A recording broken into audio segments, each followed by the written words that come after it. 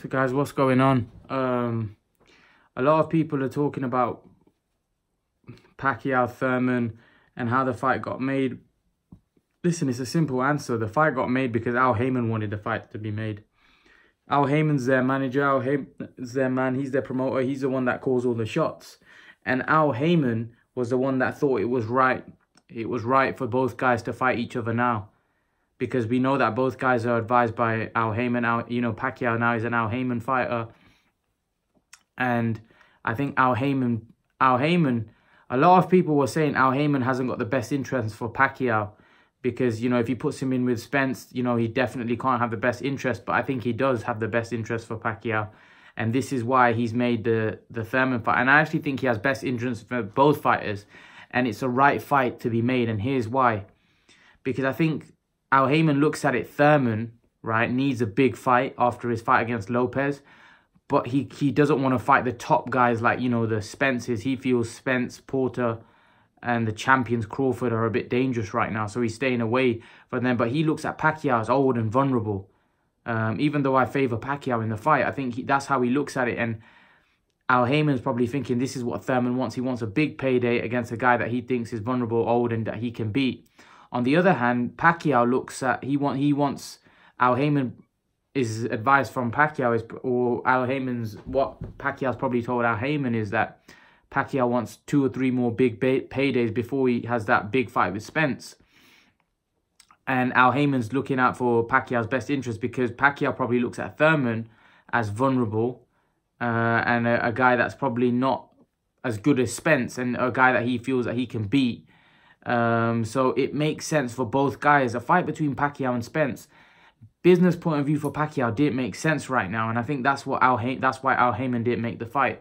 Because let's be honest, all of these decisions come down to Al Haymon and whether Al Haymon wants to make it. Because Al Haymon wants to make it, then the fight will be made. Because like I said, Al Haymon's the man in the world. He's the one that controls most of the welterweights, the top welterweights, and he controls all of these guys. So at the end of the day, Al Haymon's the one that's calling all the shots. And all of these guys are like, I wouldn't want to be disrespectful, call them puppets, but he's the one that calls all the shots and makes everything happen. And a lot of these guys really look up to Al Haymon. And you never have any of Al Haymon's fighters coming out and talking bad about him. I've never seen any fighter come out and talk bad about Al Haymon.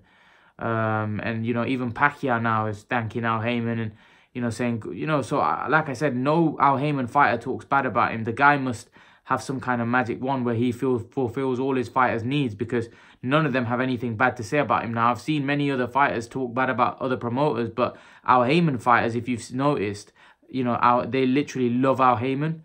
And they after every fight, they always say, I thank to Al Haymon. The first person that they thank after God is Al Haymon. It's ridiculous. They hold Al Haymon in that high regard. So the guy must be doing something right if they're holding him in such high regard. But like I said, I think personally, I think that for Al Haymon made the right decision here for both fighters. I think it makes sense for both fighters to fight right now, and that's why I think Al Haymon made the fight.